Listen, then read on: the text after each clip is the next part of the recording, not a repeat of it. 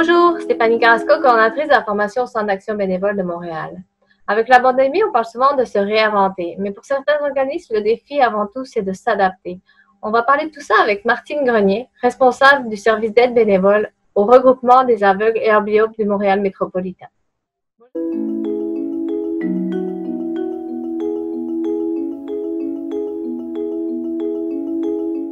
Bonjour Martine.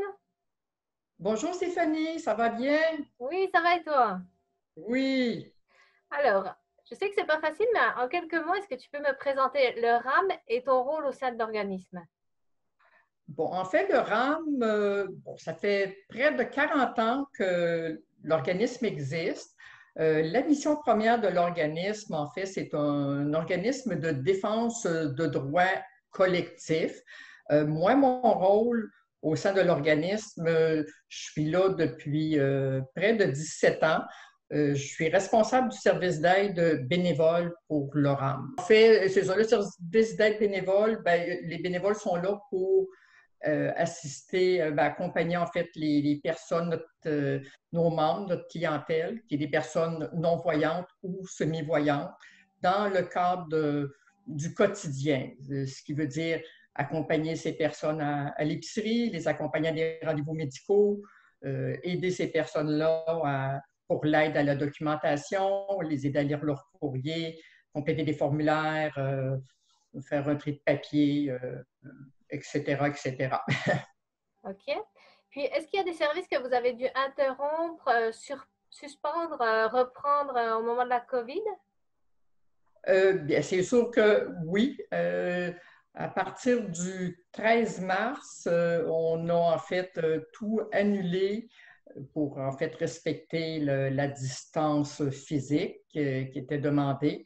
On a dû annuler tous les accompagnements, ce qui est aide à la documentation, nos activités de groupe, les formations. Je devais avoir une formation de nouveaux bénévoles qui a dû être annulée. Je devais rencontrer des nouveaux bénévoles en entrevue. Ça a été annulé. Également, le service d'aide bénévole fêtait son 25e anniversaire cette année, en 2020. Ça devait avoir lieu le 17 avril.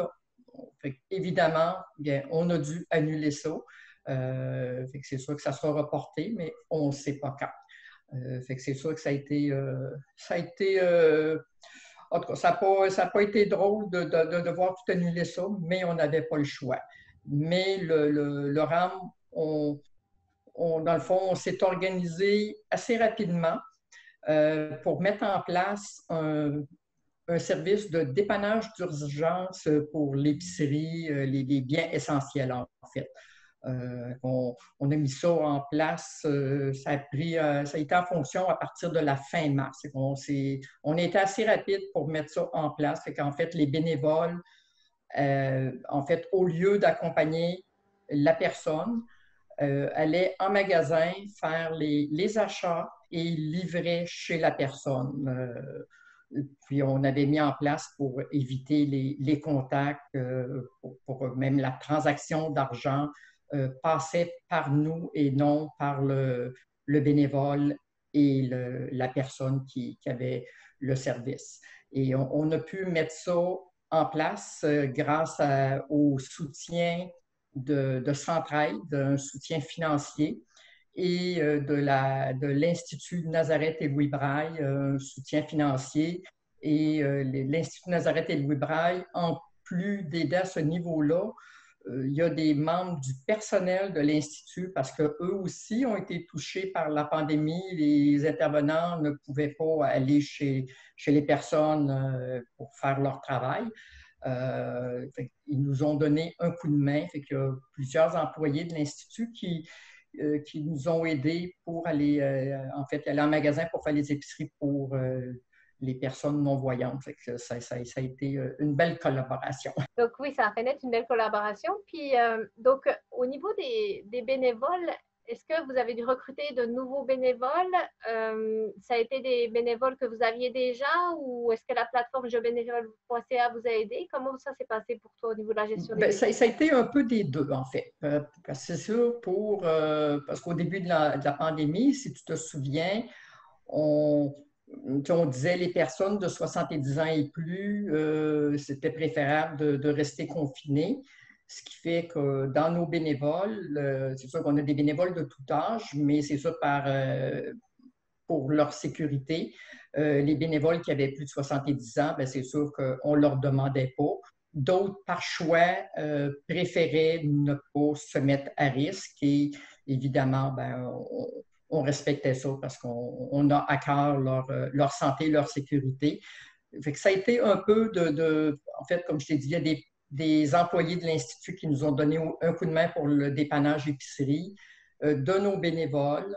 Et il y a des nouveaux bénévoles qui ont entendu parler de ça par d'autres organismes comme Accès Bénévolat qui sont venus donner un coup de main. Il y en a encore d'ailleurs qui sont encore là à nous aider. On va souhaiter qu'on pourra les garder pour la suite des choses. Ah ben, on vous le souhaite là. Puis, c'est sûr qu'au niveau de la COVID, ça a apporté beaucoup de changements. Puis, le problème de la distanciation sociale, c'est un réel problème avec les personnes qui ont une déficience visuelle. Vous, comment vous avez fait pour garder contact avec vos membres? Eh bien, en fait, c'est sûr que ceux qui ont un courriel, bien, c'est sûr qu'on communiquait beaucoup par courriel. Ceux qui n'avaient pas de courriel, bien, à quelques reprises, on a fait des appels. On les a contactés. En fait, l'équipe de travail, on s'est séparé la liste de nos membres. Là, à plusieurs reprises, on a fait des appels pour s'assurer que tout allait bien, qu'il manquait de rien, puis s'il y avait certaines difficultés, ben, de référer aux bons endroits à ce moment-là. C'est sûr qu'avec nos plateformes, on a beaucoup donné de l'information via notre liste de diffusion sur notre page Facebook. C'est sûr qu'on communiquait beaucoup, on les a beaucoup, beaucoup, beaucoup informés. Oui. Puis, on s'entend que vos contenus étaient accessibles, contrairement à certaines autres Oui, plateformes. évidemment, c'est sûr qu'au RAM, nos plateformes sont accessibles. Puis, d'après toi, est-ce que la pandémie a apporté quelque chose de positif au niveau du RAM et puis aussi toi dans ta profession? Euh, Peux-tu répéter? Oui. J'ai marqué un temps d'arrêt. Oui. D'après toi, Martine, est-ce que la pandémie a apporté quelque chose de positif au RAM, à la fois dans l'organisation que dans ton poste à toi? Oui, oui. En fait, ben, ça a permis, le RAM, en fait, a eu quand même une visibilité, fait que ça a permis que le RAM ait qu'on soit bien reconnu comme organisme au niveau de la déficience visuelle. Parce qu'avec tous les problèmes, c'est sûr qu'il y a eu des communiqués dans les différents médias, parce qu'avec toutes les difficultés que la pandémie a causées. Je donne des exemples. Bon, on parle de la distance physique de 6 pieds. Fait qu'une personne qui ne voit pas, qui doit être d'une file d'attente, comment elle peut savoir qu'elle est à 6 pieds de quelqu'un? Ça a été un problème. Fait que c'est sûr, c'est des différentes choses qu'on a sorties dans les médias. Fait que c'est sûr qu'avec ça, ben, ça a interpellé certains médias. Ça a fait parler de nous aussi. Parce par le fait même, ben, sensibiliser aussi. On sensibilise jamais assez. Des problèmes aussi qu'on a signalés, le port du masque, parce que quand on ne voit pas, ben, en plus, quand on a un masque, ça complique quand on se déplace. En tout cas, en tout cas, ça peut être un peu drôle à comprendre, mais c'est sûr que quelqu'un qui ne voit pas, en plus qui doit porter un masque, on dirait que ça a un effet avec l'audition. Fait que c'est plus difficile de bien se diriger, là. Fait que c'est des enjeux que nos membres ont à vivre avec ça aussi. Oui, puis c'était d'autant plus important de sensibiliser justement à l'accessibilité parce que les premières communications n'étaient pas forcément accessibles. Puis Mhm. aussi, parfois, quand on veut chercher des désinfectant dans l'épicerie ou dans la pharmacie, il faut le trouver quand on ne voit pas, quand on est avec sa canne blanche. Donc, c'est ça, c'est tout un C'est- défi. Fait que ça, oui, ça a été c'est des difficultés aussi. Puis il y a des gens à un moment donné qui se sont, c'est arrivé qu'ils se sont fait dire, bon, qu'ils ne respectaient pas, ou quelqu'un avec un chien guide, une personne qui a un chien guide, le chien guide, lui, une file d'attente, une ligne d'attente, il ne connaît pas ça. Lui, c'est un obstacle. Fait que le chien, lui, il va contourner l'obstacle, ce qui veut dire les gens qui sont en ligne. Mais c'est ça, le chien est formé de cette manière-là. Fait que ça crée toutes sortes de difficultés. Oui, c'est ça. Et puis, donc, d'après toi, quels sont les plus grands défis au niveau du RAM pour les prochains mois? Puis, toi, dans ton poste, est-ce qu'il y a des défis particuliers au niveau de la gestion des bénévoles? C'est oui, parce que c'est sûr de maintenir en fait, d'avoir un bon nombre de bénévoles, parce que là, je te dirais, en ce moment, il y a peut-être à peu près au moins 25% de nos bénévoles qui, pour le moment, ne sont pas, sont en pause par choix, parce qu'ils préfèrent ne pas se mettre à risque. Fait que c'est ça. Puis il y en a qui veulent faire. Dans les nouveaux, ben, je ne peux pas leur demander n'importe quoi. Je peux juste leur demander pour aider au dépannage épicerie. Parce que là, ils n'ont pas reçu de formation, on n'a pas pu faire l'enquête de police. Fait que c'est sûr que je ne peux pas leur faire pour la sécurité de tout le monde.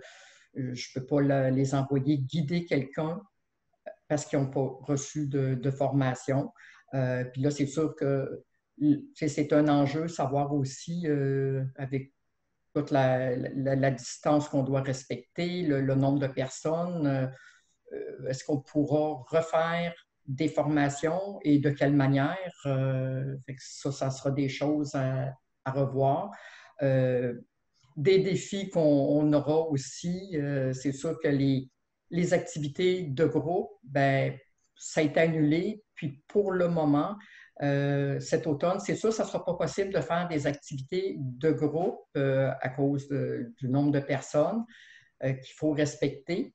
Puis on a testé cet été de faire des activités par Zoom, des cafés-rencontres, et c'était quand même assez compliqué. Parce que les gens n'ont pas tous un ordinateur, n'ont pas tous un cellulaire.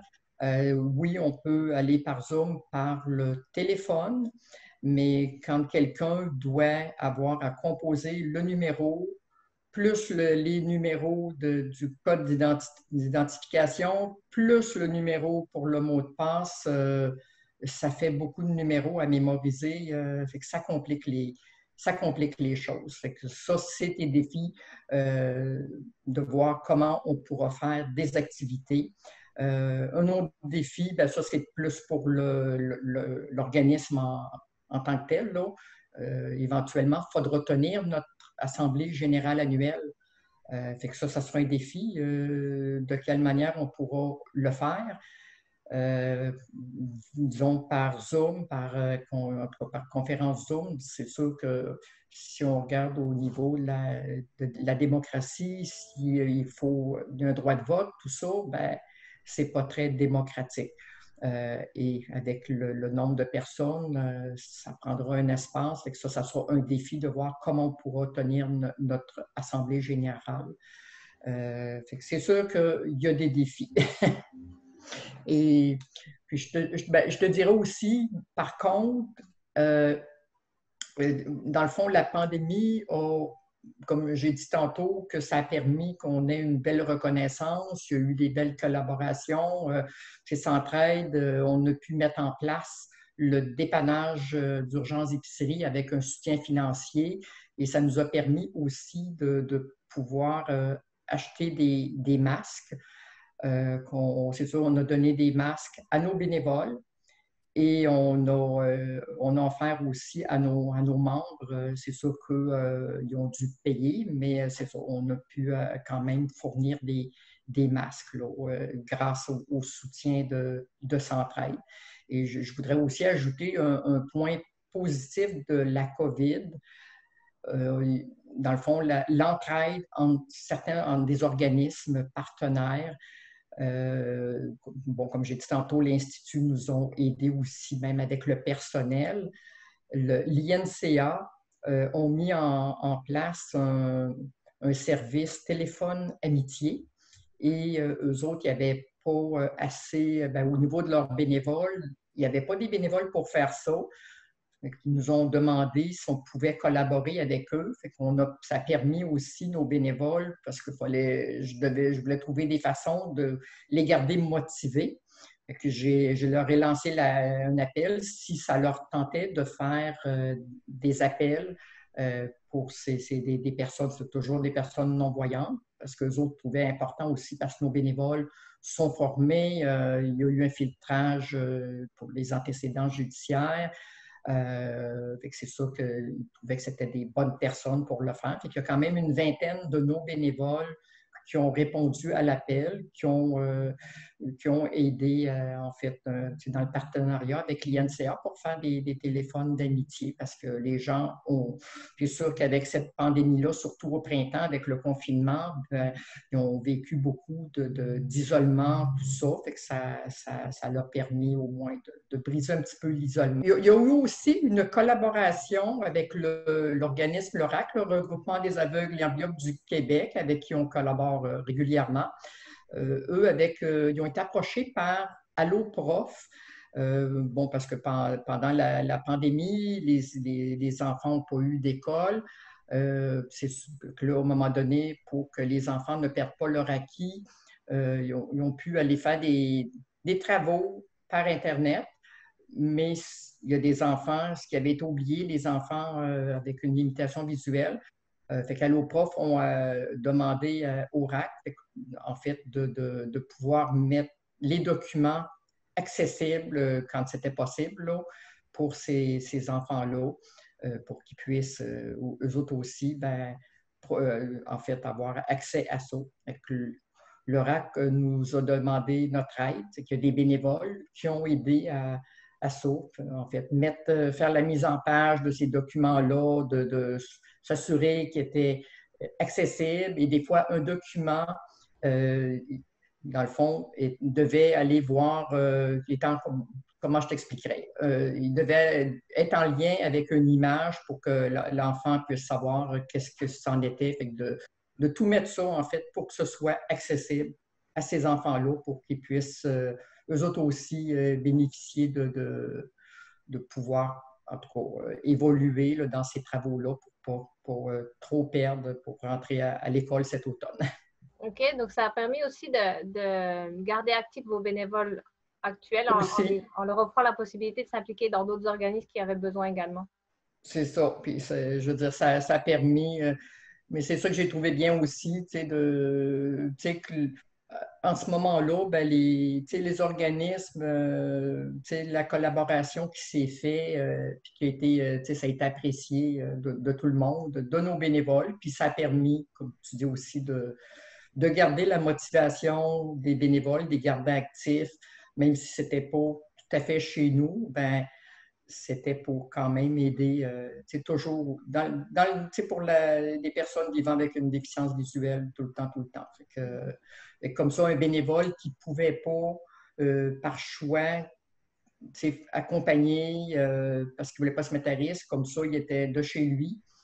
Puis comme ça, il aidait des personnes non-voyantes, mais sans se mettre à risque. Donc, des défis à l'avenir. Oh, oui. Il y a toujours des défis au RAM, puis c'est ça. On travaille fort pour... c'est ça. Bravo, puis merci Martine. Bonne continuation justement pour faire face à tous ces défis. Bien, merci. Si vous avez des questions, des commentaires ou des suggestions, contactez-moi à formation@commercial.cabm.net.